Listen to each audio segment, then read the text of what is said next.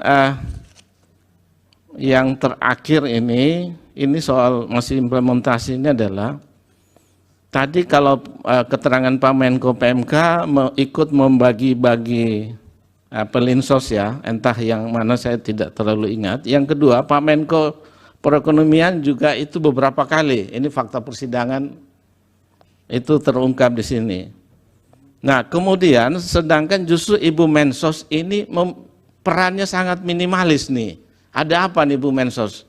Apakah setelah rapat kerja dengan DPR itu kemudian membuat Ibu jadi tidak nampak dalam pembagian bansos dan sebagainya.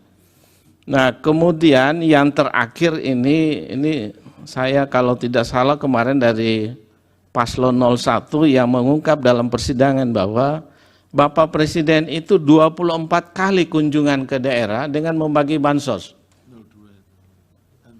Tidak, ini dari pemohon ya. Saya tangkap itu kemarin dalam persidangan.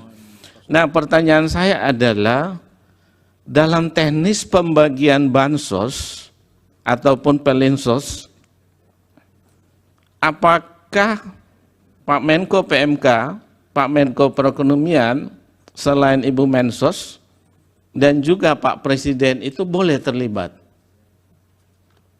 Karena fakta-fakta persidangan ini saya kira perlu juga mungkin ada informasi bagi persidangan, karena dari pemohon baik 1 maupun 2 ada kecurigaan dari mana alokasi anggaran bantuan sosial yang disampaikan oleh Presiden.